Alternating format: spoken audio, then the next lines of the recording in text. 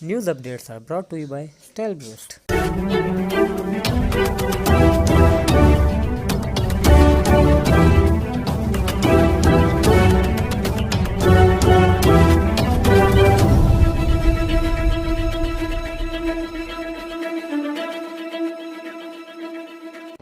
بسم اللہ الرحمن الرحیم۔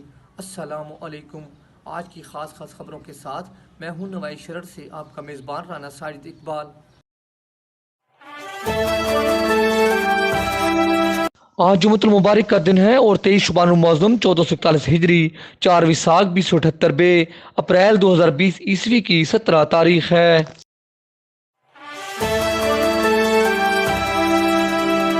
نماز جمعہ باجماعت ادا نہ کرنے پر مسلمان اپنے گناہوں پر نادم اور اللہ تعالیٰ کے حضور معافی کے لیے سر بسجود ہو گئے۔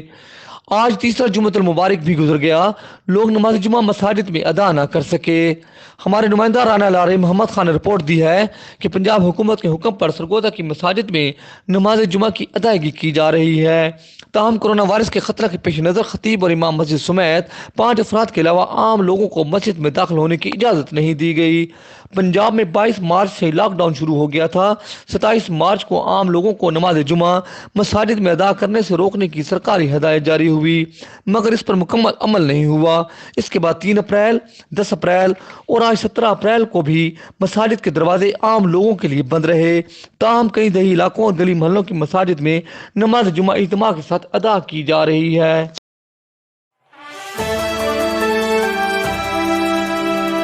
کمشنر سرگودا ڈویژن ڈاکٹر فرح مسعود نے محکمہ اوقاف کو ہدایت کی ہے کہ مساجد میں انسداد کرونا وائرس کے لیے تمام احتیاطی تدابیر اختیار کی جائیں۔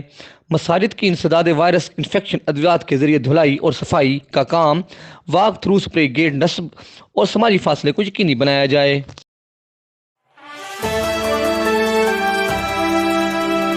کے 5 پرائیویٹ ہسپتالوں میں کرونا وائرس کے علاج کے لیے 248 بیڈز کی گنجائش پیدا کی گئی ہے۔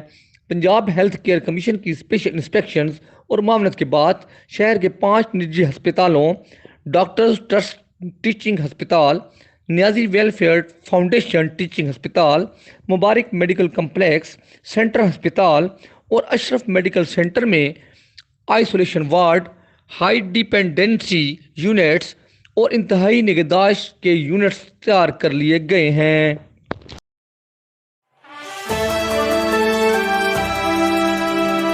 سرگودا میں اندرون شہر رکشوں کو آمد و رفت کی اجازت دے دی گئی ہے، تاہم سواریوں کے لیے ضروری ہوگا کہ وہ ماسک اور سینیٹائزر کا استعمال کریں۔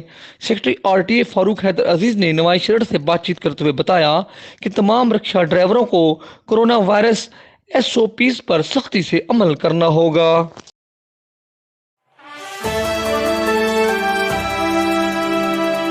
چیئرمین سرگودا ڈیولپمنٹ اتھارٹی اور تحریک انصاف کے رہنما چودھری ممتاز اختر کالو نے ہمارے نمائندہ راؤ سہیل مشرف سے بات چیت کرتے ہوئے کہا ہے کہ وزیراعظم عمران خان نے ترقی یافتہ ممالک کے مقابلہ میں کم وسائل کے باوجود کامیاب حکمت عملی سے پاکستان میں کرونا وائرس کو کنٹرول کرنے کے لیے ٹھوس اقدامات کیے ہیں۔ انہوں نے کہا کہ وزیراعظم عمران خان کو غریب لوگوں کی فکر ہے اور انہوں نے سب سے پہلے احساس کفالت پروگرام کے ذریعے غریبوں کی ہنگامی حالات میں مدد کی۔ چودھری ممتاز اختر کالو نے کہا کہ ہمارے وزیراعظم عمران خان نے IMF اور ورلڈ بینک اور ترقی یافتہ ممالک سے پاکستان کی مدد اور قرضے معاف کرنے کا مطالبہ کر کے دنیا کی توجہ مبذول کرا دی ہے۔